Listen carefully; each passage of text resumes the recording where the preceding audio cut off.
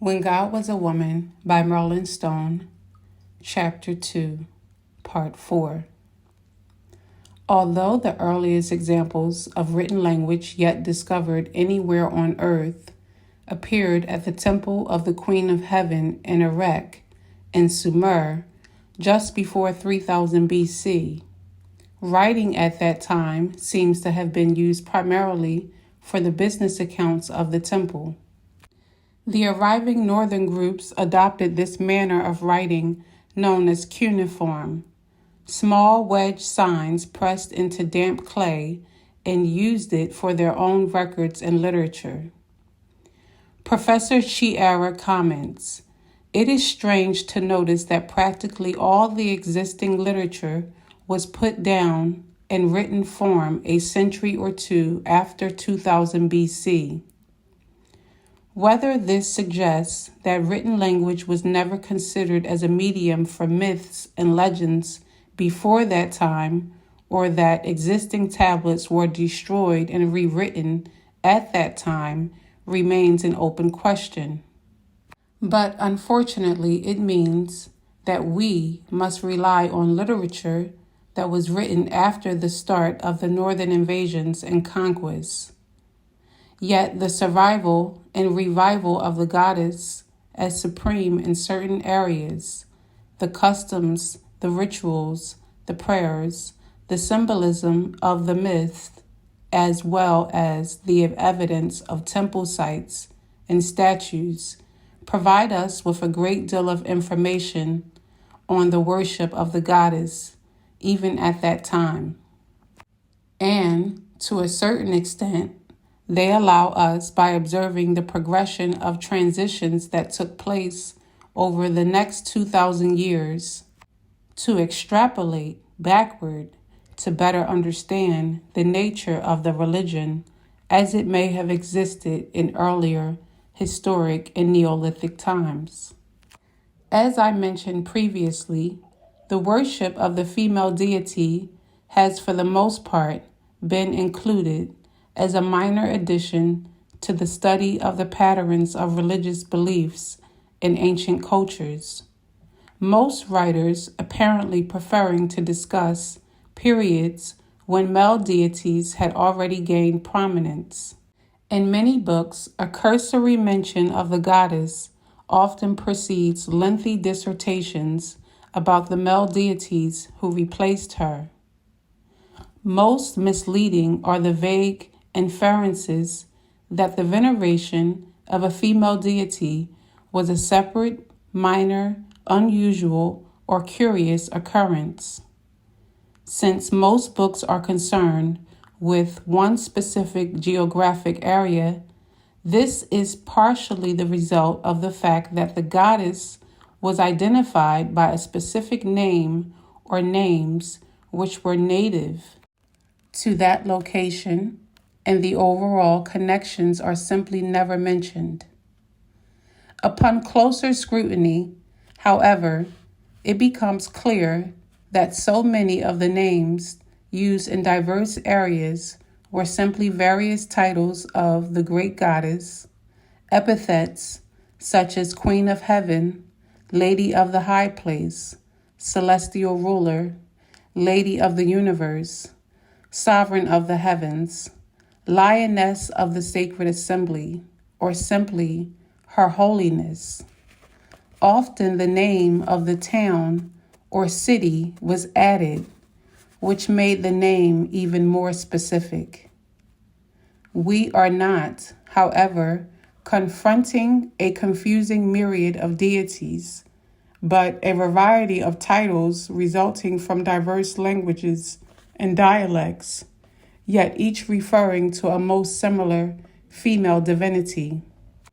Once gaining this broader and more overall view, it becomes evident that the female deity in the Near and Middle East was revered as goddess, much as people today think of God. In Strong and Garstang's Syrian Goddess of 1913, some of the connections are explained. Among the Babylonians and northern Semites, she was Ishtar. She is Ashtoreth of the Bible and the Astarte of Phoenicia. In Syria, her name was Athar, and in Sicilia, it had the form 8, Atha.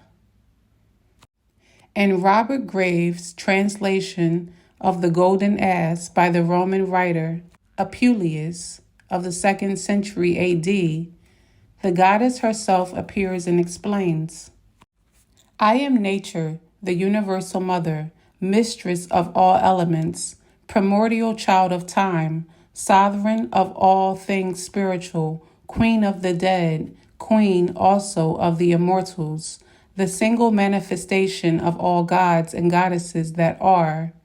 My nod governs the shining heights of heaven, the wholesome sea breezes, the lamentable silences of the world below.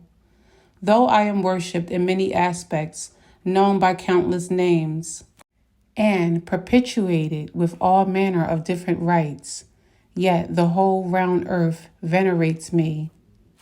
The primeval Phrygians call me Pessinuntica, mother of the gods. The Athenians, sprung from their own soil, call me Cecropian Artemis. For the islanders of Cyprus, I am Paphian Aphrodite. For the archers of Crete, I am Dictina. For the trilingual Sicilians, Stygian, Prosperian, and for the Eleutians, their ancient mother of corn.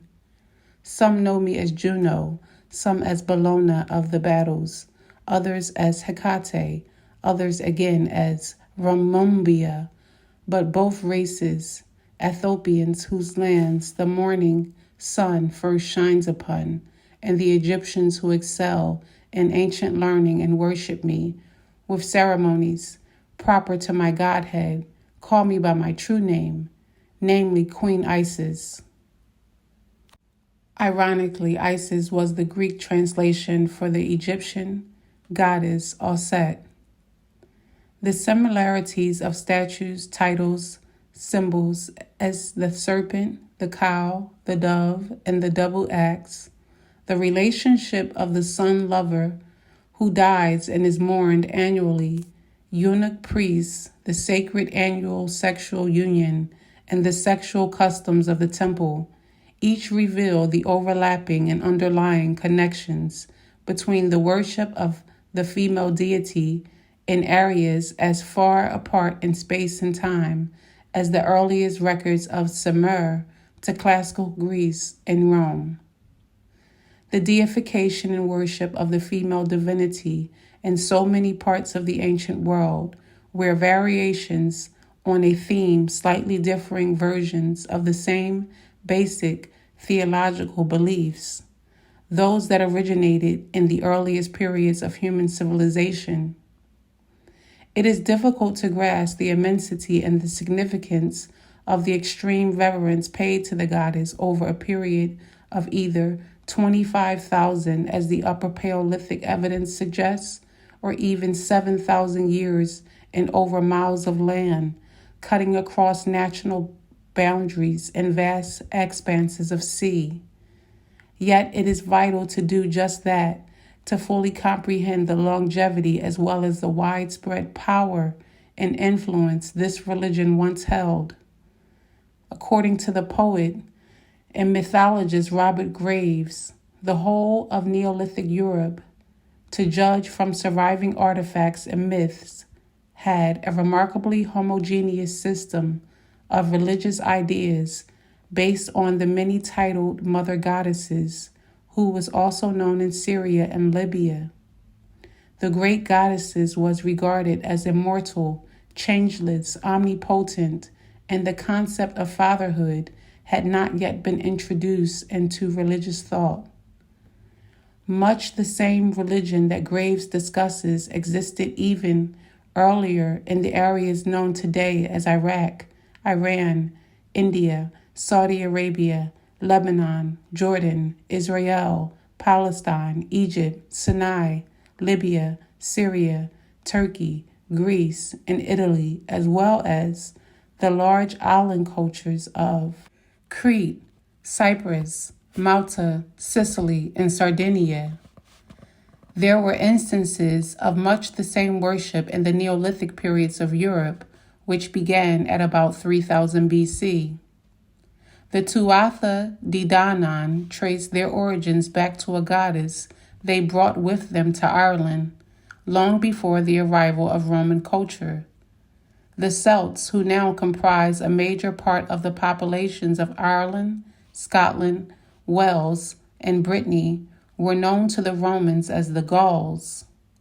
They are known to have sent priests to a sacred festival for the goddess Sibyl and Pessinus, Anatolia, in the 2nd century BC, and evidence of carvings at Karnak and the Gallic shrines of Chartres and Mount Saint Michael in France suggests that these places were once sites of the great goddess. From India to the Mediterranean, she reigned supreme. The status and origins of the great goddess have been discussed in several studies of ancient worship. The primary interest of most of these scholars was in the son, lover, and the transition from the female to the male religions, but each of their statements revealed that the original status of the goddess was a supreme deity. In 1962, James Miller described the cultures of 9000 to 7000 BC in his earliest civilizations of the Near East. As I mentioned previously, he pointed out that at the time, art makes its appearance in the form of animal carvings and statuettes and of the supreme deity, the mother goddess. And more powerful over the next 2,000 years. He writes that at Catalhuyac of the 7th millennium, the principal deity was a goddess. In 58,000 BC, he directs our attention to the fact that the statuettes portray the goddess and the male occurs only in a subsidiary role as child or paramour. One figure of the goddess from Hakelar is now in the Museum of Ankara, which houses most of the pieces found at Hakelar and Catalhuyac by Muller's excavations, their antiquity contrasting strangely with its contemporary architecture and decor. This particular sculpture of the goddess appears to depict her in the act of making love, though the male figure is broken and represented only by a small fragment of his waist, thighs, and one leg. There is the possibility that this is an older child being held close, but it appears more likely to be an adolescent youth, perhaps intended to portray the son, lover of the female deity some 8,000 years ago.